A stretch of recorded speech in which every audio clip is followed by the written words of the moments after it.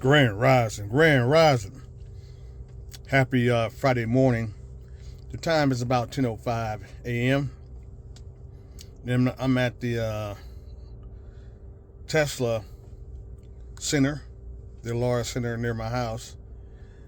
I'm at I'm at the supercharger station, charging my Tesla up, getting my full charge. So only got about 9 minutes left, and I'm sitting here watching and listening to YouTube content creators, as what they call y'all, and so forth. And on my errands right now, the temp right now is 44 degrees Fahrenheit. Very cloudy day here in southern Texas, Ag Zone 9A and 9B. And it's the high is supposed to be, I'm thinking 54 degrees Fahrenheit. That's it. And so forth. But we've gotten back to our kind of our normal temperature, kind of. But we have a cold front coming this weekend. Not an Arctic freeze like we just went through, but a cold front. The temp is supposed to get down in southern Texas, in the Houston area. The coldest is supposed to get Saturday morning is, I'm thinking, 29 degrees. And then Sunday morning, 29 degrees. They're saying, and that's it. Then we'll be back. Come Monday, we'll be back up to the high. We'll be in the 60s Monday. Up to the high 60s Monday in our normal temp.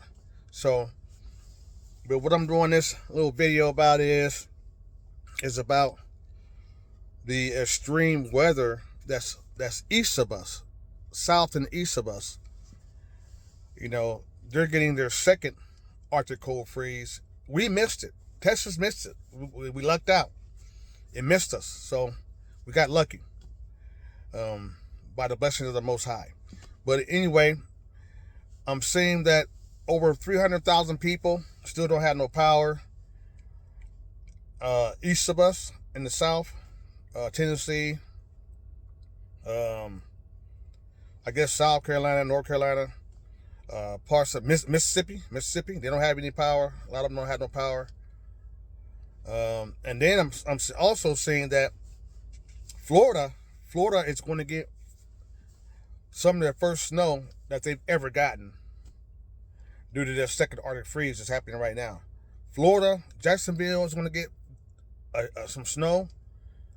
The mid part of Florida is going to get snow, which is kind of never heard of before.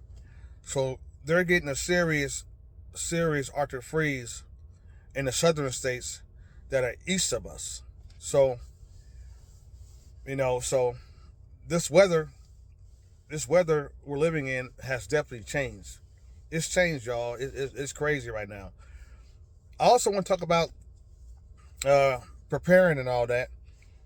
I see that people are talking about, can you heat your home with an off-grid solar generator? And my experience is that that's a bad idea. It's a bad idea because if you look at the power consumption of even small heaters, I have two small heaters that use 1,300 watts each. 1,300 watts each per hour. These are not real big heaters. They're nice size heater, tall vertical heaters, but they're not real big. 1,300 watts per hour is a lot of power. And I have two large DIY solar generators with lithium batteries, 5,000 watts each. If I plug each one of those heaters up to each one of those larger generators, they would be dead in 4 hours. 4 hours, because those heaters would consume all the energy in 4 hours. So it's impossible. It's almost impossible to heat your home with the electric heater plugged to an off-grid solar generator, because those solar generators can do it, but only for a short time. Now, if I plug those larger DIY solar generators on a sunny day, a sunny cold day, I plug them up to my solar farms, they could do it, because I have 2,000 watt capacity per hour solar farms in my backyard that are ground mounted. They could do it because they're constantly getting energy in from the solar farms. But if it's a cloudy day, it ain't gonna happen. So what I've learned is, to use alternate off-grid heating, like my propane tanks and my wood-burning fireplace.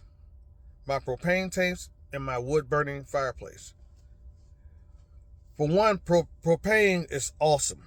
I love using propane, and I plug my buddy heaters up with an adapter to my propane tanks, and I have 20-gallon and two 30-gallon propane tanks that I use. I have about 5-6 propane tanks.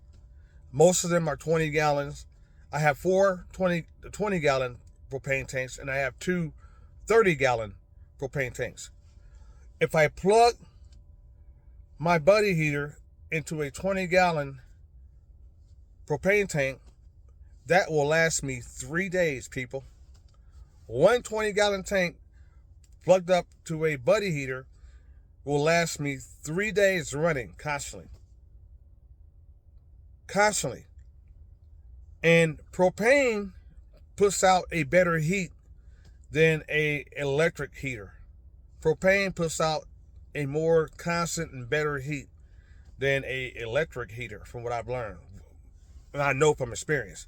So, and I love using my off-grid heating to heat my home better than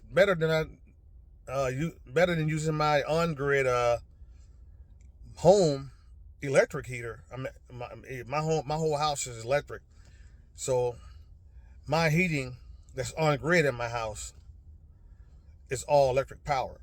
I prefer to use my propane tanks and my wood burning fireplace. For one, it's a whole lot cheaper than running my on grid system to heat my house. It's a whole lot cheaper for me.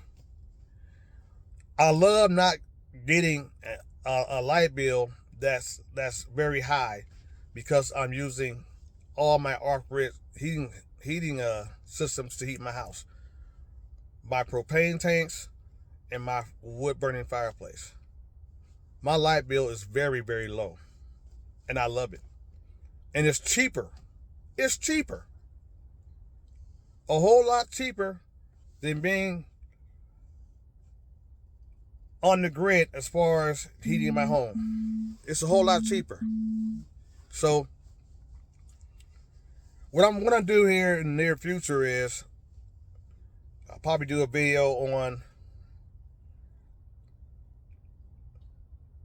all my prepping equipment, like in one little place, put a lot of it there, to show folks, the best way to heat a home, the best way to live off grid during a weather disaster where you don't have no power, you don't have no heat.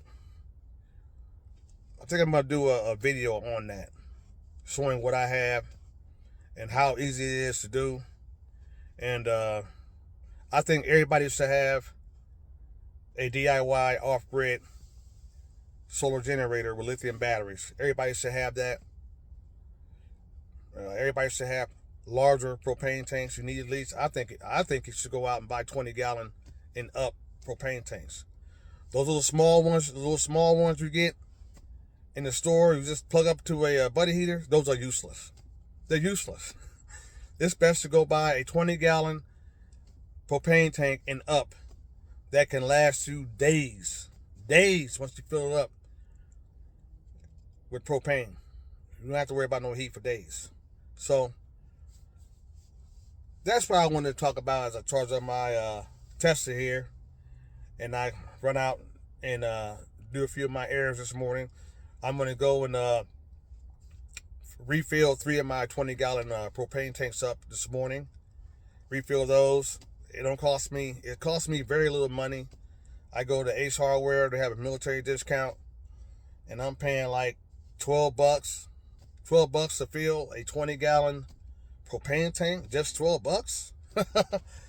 Man, I mean, and each one of those 20-gallon propane tanks will last me for 3 days running on full. Which I don't never run them on full all the time because I don't have to, because my house is well insulated. But I'm just saying, a whole lot cheaper than heating my house on the grid. I'm just keeping it real. So, as this storm, this second Arctic freeze starts to hit east, south of us, I'm hoping that all you folks in the states that are east of us, Texas, I hope you have prepping material.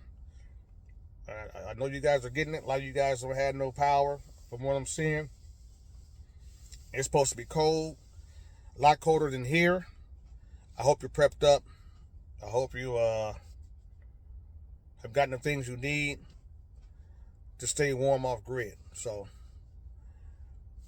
I'm gonna go on and finish my little errands for this morning. And remember, we gotta stay prepared. We gotta stay prepared, because at the end of the day, ain't nobody coming to save you when the power goes out. Ain't nobody coming to save you. We gotta learn how to save ourselves. Y'all have a nice Friday.